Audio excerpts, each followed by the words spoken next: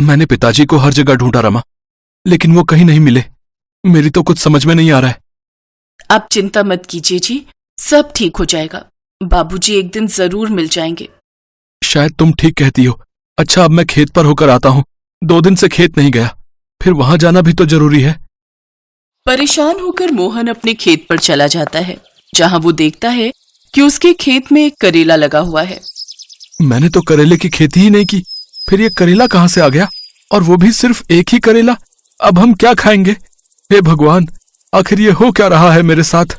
खैर, अब इस एक करेले को ही घर ले चलता हूँ। आज इसकी ही थोड़ी सी सब्जी बनाकर खा लेंगे। फिर मोहन घर आकर ये बात रमा को बताता है। कोई बात नहीं जी, करेले भी तो सेहत के लिए अच्छे ही होते हैं, और हो सकता है आपने जो बीज बोया था वो करेले का ही हो। मैं इसी को काटकर इसमें 2 प्याज डालकर शाम को थोड़ी सब्जी बना दूंगी। वो बात कर ही रहे होते हैं कि इतने में सेठ वहां आ जाता है। मोहन, तू मेरे पैसे कब लौटाएगा रे? अगर तूने जल्द मेरे पैसे नहीं लौटाए तो फिर देख मैं तेरा क्या हाल करता हूँ। आप बस मुझे कुछ दिन का वक्त दे दीजिए, मैं जल्द ही पैसों का इंतजाम कर दूंगा। लेकिन सेठ उसे 2 दिन का समय देकर वहां से चला जाता है। उसके जाते ही मोहन फूट फूट कर रोने लगता है। मेरे पास तो फूटी कौड़ी नहीं है, फिर मैं सेठ के 50,000 कहां से लौटाऊंगा? तभी उसे एक आवाज आती है।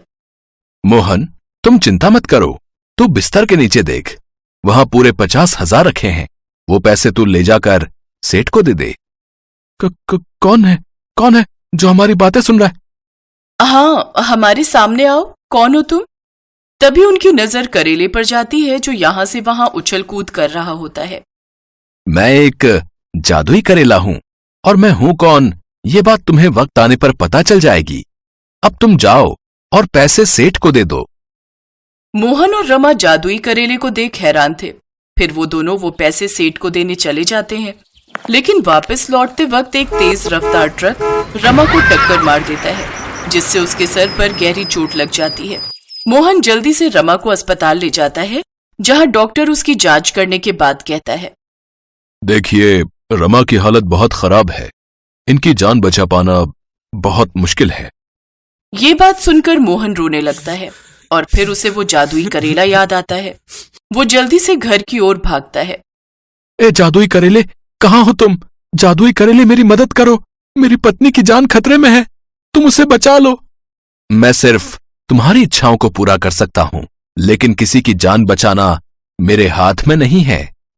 मैं जानता हूं तुम मेरी पत्नी को बचा लोगे, तुम कुछ करो ना, मेरा उसके अलावा कोई नहीं है। मैं एक आखिरी कोशिश करके देखता हूं, तुम यहीं रुको। वो जादुई करेला जल्दी से जादुई करेलों की महारानी के पास जाता है और उससे कहता है, महारानी, मैं मोहन को दुखी नहीं देख सकता, आप कुछ ऐसा कीजिए कि रमा की जान बच जाए। किसी को प्राण देना हमारे हाथ में नहीं है, लेकिन हाँ, अगर तुम चाहते हो कि रमा को नई जिंदगी मिल जाए, तो तुम्हें उसके लिए अपने प्राण त्यागने होंगे। तुम उसे अपनी बनी हुई जादुई सब्जी खिलाओगे तो वो पूरी तरह ठीक हो जाएगी। मुझे मंजूर है महारानी साहिबा, वैसे भी मैं जिंदा होकर भी मरे हुए के समान ही हूं, जो इंसान होकर करेला बनकर जीवन भोग रहा हूं। ये मेरे लिए किसी मौत से कम नहीं है। अगर यही तरीका है रमा को बचाने का, तो मैं इसके लिए तैयार हूं। जादुई करेला घर जाकर ये बात मोहन को बताता है। अब तुम जल्दी से मेरी सब्जी बनाकर रमा को खिला दो, और हां, मेरा एक बीज अलग से सुरक्षित रख देना। मोहन जल्दी से उस जादुई करेले की सब्जी बनाता है और अस्पताल जाकर थोड़ी सी सब्जी रमा के मुंह में डाल देता है, जिससे वो पूरी तरह ठीक हो जाती है। ये चमत्कार देख डॉक्टर भी हैरान रह जाते हैं। कुछ देर बाद मोहन रमा को लेकर घर आ जाता है, साथ ही रमा को सारा किस्सा सुनाता है। घर आकर मोहन उस जादुई करेले के बीज से कहता है, जादुई करेले, आज तुम्हारी वजह से मेरी पत्नी की जान बच गई। तुम्हारा बहुत बहुत शुक्रिया जादुई करेले। हम तुम्हारा ये एहसान कभी नहीं भूलेंगे जादुई करेला। लेकिन आखिर तुम हो कौन, और हमारी तुमने इतनी मदद क्यों की? मैं एक जादुई करेला होने के साथ तुम्हारा पिता भी हूं। उस रोज जब मैं गांव से जंगल की ओर जा रहा था, तो मेरी नजर एक करेले के खेत पर गई, तो मैंने उसमें से कुछ करेले तोड़ लिए। लेकिन मैं ये नहीं जानता था कि वो खेत जादुई करेलों का है। फिर क्रोधित होकर उन्होंने मुझे भी अपने श्राप से इंसान की जगह जादुई करेला बना दिया और मैं वापस अपने खेत में आ गया ताकि जब तुम्हारी नजर मुझ पर पड़े तो तुम मुझे अपने साथ घर ले जाओ। लेकिन जब बहू की जान को खतरा हुआ तो मुझे अपने प्राणों का बलिदान देकर उसे बचाना पड़ा। अब तुम मेरे इस बीज को अपने खेत में बो दो, जिससे मुझे मुक्ति मिल जाएगी और तुम्हें एक खुशहाल जिंदगी। ये बात सुनकर रमा और मोहन की आंखों में आंसू आ गए। फिर उन्होंने उस जादुई करेले के बीज को अपने खेत में ले जाकर बो दिया, जिससे अगले ही दिन ढेर सारे जादुई करेले उसके खेत में उगाए। ये देख वो हैरान थे। फिर उन करेलों को बेचकर वो ढेर सारे पैसे कमाने लगे, जिससे उनकी गरीबी दूर हो गई और वो एक खुशहाल जिंदगी जीने लगे। ये कहानी उर्मिला की है, जो माँ दुर्गा की बहुत बड़ी भक्त थी। उर्मिला अपने परिवार के साथ रामनगर में रहती थी। परिवार में उसका पति रमेश और उसकी बेटी कविता थे। रमेश कपड़ों की रंगाई का काम करता था। वो अपने काम में माहिर था। उसकी रंगों की समझ और हाथ की सफाई की वजह से उसके अपने गांव ही नहीं बल्कि दूसरे गांव से भी लोग उसके पास कपड़े रंगवाने आते थे। ऐसे ही एक दिन, अरे भैया रमेश, घर में हो क्या? जी मालिक, अभी आया। जी बताइए। भैया, ये मेरी बेटी की चुनरी है, पता नहीं कहाँ से ये दाग लग गया इसमें। एक काम करो, इस सफेद रंग की चुनरी को लाल रंग में बदल दो। जी बिल्कुल, जैसा आप कहें। आप शाम को आ जाइए, मैं तब चुनरी बिल्कुल तैयार रखूंगा। रंगाई के इस काम से रमेश को ठीक ठाक आमदनी हो जाती थी। लेकिन जब भी नवरात्रि आती तो बड़ी तादाद में लोग माता की चुनरी रंगवाने के लिए रमेश की दुकान पर आते थे और काम बहुत बढ़ जाता था। रमेश अपनी बात का पक्का था। वो तय वक्त पर ग्राहकों को उनके कपड़े देता था। एक बार फिर नवरात्रि आने वाली थी। रमेश को काम में उलझा देखकर उर्मिला ने उससे कहा, अजी सुनो, अब बहुत हो गया, चलो अब खाना तो खा लो, सुबह से शाम हो गई, ऐसे तो तबीयत खराब हो जाएगी आपकी। उर्मिला, ये सारी की सारी माता की चुनरी हैं, वक्त पर देनी होंगी ना? हाँ, तो माता ने ये थोड़ी ही कहा है कि खाना पीना छोड़ दो। मुझे कुछ नहीं सुनना, खाना तैयार है, चलिए जल्दी से। अच्छा ठीक है, चलो मैं चलता हूँ। रमेश और उर्मिला का जीवन ऐसे ही हंसी खुशी से बीत रहा था। दोनों माँ दुर्गा के भक्त थे। कितना भी काम क्यों ना हो, लेकिन दोनों ही माँ दुर्गा की पूजा सबसे पहले करते थे। ऐसे ही वक्त बीत रहा था और माता की कृपा से रमेश के पास काम बढ़ता जा रहा था। लेकिन होनी को कुछ और ही मंजूर था। एक दिन जब रमेश बाजार से कुछ सामान खरीद कर लौट रहा था, तभी एक तेज रफ्तार ट्रक ने उसे कुचल दिया। हादसा बहुत भयानक था। रमेश की मौके पर ही मौत हो गई। इसके बाद तो जैसे उर्मिला की दुनिया ही उजड़ गई। रमेश की मौत के बाद से ही सारे ग्राहकों ने कपड़े रंगवाने के लिए आना बंद कर दिया। उर्मिला की माली हालत खराब होने लगी, यहाँ तक कि खाने के लाले पड़ने लगे। तब उर्मिला ने फैसला किया कि अब वो रमेश के काम को आगे बढ़ाएगी और अपना और अपनी बेटी का पेट पालेगी। उर्मिला सबसे पहले माता की प्रतिमा के पास गई और हाथ जोड़कर बोली, मुझे आपका आशीर्वाद चाहिए माँ, ताकि मैं इनके काम को आगे बढ़ा सकूं। मैं और मेरी बेटी बेसहारा हो गए हैं, हमें सहारा देना माँ। उर्मिला काफी देर तक माँ दुर्गा के सामने हाथ जोड़कर बैठी रही। नन्ही कविता भी उसके साथ माँ से प्रार्थना करने लगी। फिर उर्मिला ने रमेश के तरीके को याद करते हुए कपड़े रंगने शुरू किए। काफी मेहनत के बाद आखिरकार उसके हाथ में भी रमेश वाली बात आ ही गई। अब वो खुद ही कपड़ा खरीद कर उसे रंगती और फिर उससे सुंदर सुंदर माता की चुनरी बनाकर उन्हें बेचती। लोगों को उसकी बनाई हुई चुनरियां पसंद आने लगी, तो धीरे धीरे लोग खुद भी उसके पास कपड़े रंगवाने आने लगे। अब उर्मिला के पास खाने लायक पैसे होने लगे, लेकिन अब भी वो कविता को स्कूल भेजने और उसे एक अच्छी जिंदगी देने की स्थिति में नहीं थी। उर्मिला हर रोज माँ दुर्गा से प्रार्थना करती और खूब मेहनत भी करती थी। ऐसे ही एक दिन, माँ आज खाने में क्या बनाओगी? तेरे बाबा ने जो लौकी की बेल उगाई थी उसमें लौकी आ गई है, तो आज वही। हाँ माँ, चलो मैं भी तुम्हारी मदद करती हूँ। माता की 3-4 चुनरी रंगनी है, अभी रंग भी तैयार है, पहले ये काम कर दूं, फिर चलेंगे रसोई में। उर्मिला अपने काम में लग गई और कविता गुड़िया के साथ वहीं खेलने लगी। तभी अचानक बादल गरजे और तेज बारिश होने लगी। उर्मिला ने कविता को आवाज लगाई, कविता बिटिया जरा एक काम तो कर दे। हाँ माँ बताओ। बिटिया मैंने माता की चुनरी रंग दी है, अब ये बचा हुआ पानी है, इसे बाहर फेंक दे तो। माँ बाहर तो तेज बारिश हो रही है, मैं पूरी भीग जाऊंगी। अच्छा तो ऐसा कर, ये पानी लौकी की क्यारी में डाल दे, वहाँ तो छप्पर है। ठीक है माँ। इसके बाद से जब भी उर्मिला माता की चुनरी रंगने के लिए लाल पानी बनाती और इस्तेमाल के बाद कविता को उसे फेंकने के लिए कहती तो कविता उस पानी को क्यारी में ही डालने लगी। उर्मिला ने भी ऐसा करने से उसे नहीं रोका।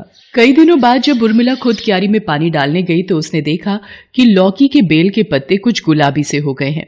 उर्मिला ये देखकर चौंक गई और फिर उसने कविता को आवाज लगाई, कविता जल्दी इधर आ, देख तो ये क्या हुआ। हैं? ये कैसे हो गया माँ? लेकिन लौकी तो हरी ही है। अरे पगली, जब से दुनिया बनी है तब से लौकी हरी ही होती है, लाल थोड़ी ही होगी। माँ की बात सुनकर कविता जोर जोर से हंसने लगी। फिर दोनों अपने अपने काम के लिए चली गईं। कुछ और दिन बीत गए। लौकी की बेल पर जो भी नई लौकी आई अब वो भी लाल ही रंग की थी। ये देखकर कविता और उर्मिला दोनों चौंक गए। बेल बड़ी भी हो गई थी और उसमें ढेर सारी लौकी लगी थी, वो भी लाल रंग की। उर्मिला को समझ आ गया था कि ये सब लाल पानी की वजह से हुआ है। उर्मिला ने वही लाल लौकी पकाई जो खाने में बहुत ही स्वादिष्ट बनी। अब तो उर्मिला खुद जानबूझकर माता की चुनरी के रंग वाला पानी क्यारी में डालने लगी। धीरे धीरे उसकी लाल लौकियों की खबर गांव में फैल गई और लोग उसके घर उन लाल लौकियों को देखने आने लगे। कई लोग तो कविता को अच्छे दाम देकर वो लौकियां उससे खरीदने भी लगे। फिर एक दिन कविता अपनी माँ से, माँ सारी लौकियां तो बिक गई। हाँ बिटिया, कमाल की बात है ना, इन लौकियों से तो 2 दिन में ही इतने पैसे मिल गए जो कपड़े रंगने पर कई हफ्तों में भी नहीं मिल पाते थे। माँ क्यों ना हम और लौकियां उगा लें बेचने के लिए। उर्मिला को कविता की बात ठीक लगी। उसने गांव के एक जमींदार से खेत किराए पर लिया और उसमें आखिरी लाल लौकी के बीज बो दिए। कुछ दिन बाद बीज पौधे बन गए और कुछ महीनों बाद बेल, और फिर उसमें लाल रंग की लौकियां भी आने लगी। उर्मिला ने अब भी कपड़े रंगने का काम नहीं छोड़ा था। वो अब भी माता की चुनरी के लाल पानी को ही लौकियों की बेल पर डालती थी। पूरे गांव में अकेला उर्मिला का ही खेत था जिसमें लाल रंग की लौकी उगती थी। लोग दूर दूर से उर्मिला की लाल लौकियां खरीदने आने लगे, लेकिन जमीन के मालिक और गांव के जमींदार को ये बात पसंद नहीं आई। उसने अपने लठैत उर्मिला को डराने के लिए भेजे। उर्मिला सुन, आज से ये खेत जमींदार का है, भाग जा यहाँ से। भाग जाऊं? पर क्यों? मैंने पूरे साल का किराया दिया है और कितनी मेहनत के बाद जाकर फसल आई है। मैं कहीं नहीं जाऊंगी। जुबान मत लड़ा, जमींदार ने कहा है तो सीधे से मान जा, वरना। माँ को धमकी देने वाले लठैतों पर कविता को बहुत गुस्सा आया और उसने पत्थर उठाकर दोनों के सिर पर दे मारा। दोनों के सिर से खून बहने लगा और वो कविता की तरफ दौड़े। तब तक कविता और उर्मिला भी अपने घर की तरफ दौड़ पड़े। कविता को अंदर धकेल कर उर्मिला ने अंदर से दरवाजा बंद कर लिया, लेकिन जमींदार के वो दोनों लठैत दरवाजे को तोड़ने की कोशिश करने लगे। तभी उर्मिला ने वहां पड़े लाल रंग के पानी को देखा।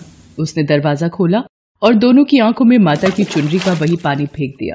दोनों लठैतों की आंखें जलने लगी। उर्मिला ने कविता की मदद से दोनों को बांध दिया और फिर सरपंच को बुला लिया। देखिए सरपंच जी, ये जमींदार और उसके लठैत मुझे और मेरी बिटिया को मारने आए थे। क्यों भाई जमींदार, पैसों के लालच में इतना गिर गए हो कि एक विधवा और उसकी छोटी बच्ची को धमका रहे हो? हैं? जो हुआ पूरे गांव ने देखा, ये बिल्कुल भी ठीक नहीं है। अरे मैं तो गांव की भलाई के लिए रोक रहा था। ये बड़ी चालाक औरत है सरपंच जी। आप ही बताओ, भला लौकी भी कभी लाल हुआ है? इसने कुछ गलत मिलाया होगा बीज में या फिर मिट्टी में। लोग भी इससे खरीद कर लौकी खा रहे हैं, कहीं बीमार पड़ गए तो। नहीं सरपंच जी, ये बिल्कुल भी सही नहीं है। मैंने कुछ गलत नहीं मिलाया है। ये सब माता रानी की कृपा है। उनकी चुनरी रंगने के बाद जो लाल पानी बचता है वही डालती हूँ मैं अपनी फसल में। देख लिया ना, अब खुली ना इसकी पोल। लाल रंग का पानी डालती है तभी तो लाल होती है लौकियां। अरे कोई चमत्कार नहीं है। मैं तो कहता हूँ सरपंच जी, शहर से जानकार लोगों को बुलवाकर जांच कराओ इसकी लौकियों की। पता नहीं खाने लायक भी हैं या नहीं, और कई लोग तो खा भी चुके हैं। सरपंच को जमींदार की बात ठीक लगती है और अगले ही दिन वो शहर से कुछ जानकार लोगों को बुलवाता है। उर्मिला की लाल लौकियों की जांच के बाद कृषि वैज्ञानिक सरपंच से कहते हैं, सरपंच जी, ये तो कमाल ही हो गया। ये लौकियां सेहत के लिए खराब नहीं बल्कि बहुत ही फायदेमंद हैं। इनमें हाई एंटीबायोटिक कंपाउंड्स पाए गए हैं जिनसे कई बीमारियों का इलाज किया जा सकता है। और तो और इन लौकियों के सेवन से कई बीमारियों से बचा भी जा सकता है। हम इन लौकियों के सैंपल अपने साथ लेकर जा रहे हैं। इन पर और रिसर्च करनी होगी, लेकिन आपको घबराने की बिल्कुल भी जरूरत नहीं। जिन्होंने भी इन लौकियों को खाया है उन्हें कोई खतरा नहीं। कृषि वैज्ञानिकों की बात सुनकर हर कोई दंग रह जाता है, खास तौर पर जमींदार। उसके पास अब कहने को कुछ भी नहीं बचा था। सरपंच बहुत खुश थे। वो उर्मिला से कहते हैं, बेटी, माता रानी की असीम कृपा है तुम पर, वरना हर किसी के घर ऐसा चमत्कार नहीं होता। मेरी इच्छा है कि माँ दुर्गा के इस आशीर्वाद को तुम पूरे गांव के साथ बांटो और गांव के बाकी गरीब किसानों को भी लाल लौकी उगाना सिखाओ। क्यों नहीं सरपंच जी, मैं जरूर ऐसा करूंगी। उर्मिला ने दूसरे किसानों के साथ मिलकर पंचायत की बड़ी जमीन पर लाल लौकी के बीज बो दिए। उर्मिला के पास माता की लाल चुनरियों के पहले से भी ज्यादा ऑर्डर आने लगे। उर्मिला और कविता के दिन भी बदल गए थे। पैसों की उन्हें अब कोई कमी नहीं थी। कविता अब एक अच्छे स्कूल में पढ़ती थी और उर्मिला अब पहले से भी ज्यादा मेहनत करती और माँ दुर्गा की भक्ति में लीन रहती। हेलो दोस्तों, कैसे हैं आप सब? हमारी कहानियाँ देखने के लिए हमारे चैनल को सब्सक्राइब कीजिए और हाँ, बेल आइकॉन पर क्लिक करना मत भूलिएगा।